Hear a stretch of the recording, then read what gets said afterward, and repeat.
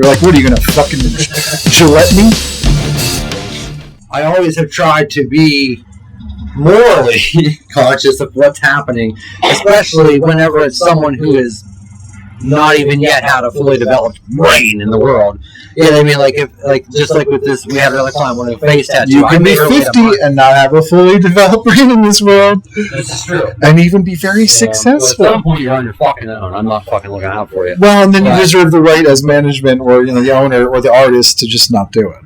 Because it is your art on somebody. The dude that brought me into the industry, I had seen him turn away past the astro. Hundreds of people, and for far less dumb reasons. You know what I mean? Even just like he would not tattoo someone under the age of 21, 22, even a man, under the bend of the arm.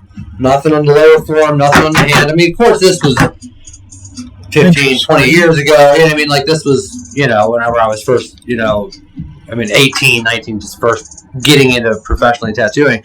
So, like, and it was just because, obviously, at that time, it was very difficult to get a job if you had a tattoo, period. It didn't matter what it was. It's ironic. I too follow the same, you know what I mean? No under the dress shirt. So for the longest time, it was a bigger deal.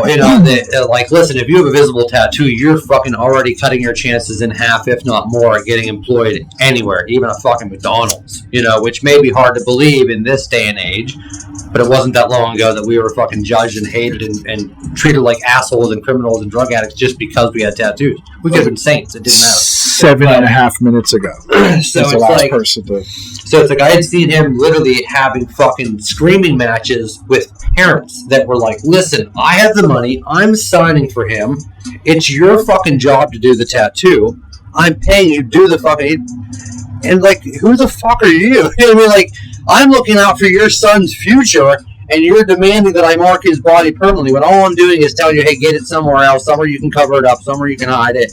Don't put it on your fucking hand or your lower forearms. You don't know where you're going to end up in the next 5, 10 years, 20 years. You don't know where you're going to have to work. Right. You know what I mean? Like, I was fortunate enough that I knew what my position was going to be in the world.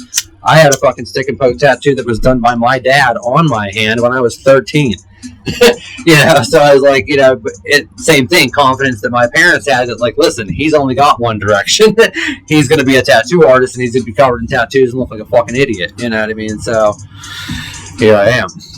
But who would have thought that the rest of the world would have joined me in looking like a fucking idiot? I mean, I wasn't the first, but it was very uncommon. I knew it. I mean, I was like, listen, like, I don't give a fuck. Like, my mom's biggest piece of advice, because she didn't give a shit what I looked like. That doesn't change who I am. My mom's biggest piece of advice is, listen, if you're going to make yourself easily identifiable, be a little bit smarter about the choices you're making. You know what I mean? Because you think it's going to be hard for them to peek at a crowd with fucking 2-inch holes in your ears and fucking shit all over your arms. They'll know you from a mile away. So just be very smart about the choices you make. And I never had to worry about that because, that's golden advice.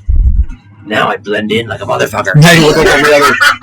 But what I love now, Delphi as fuck.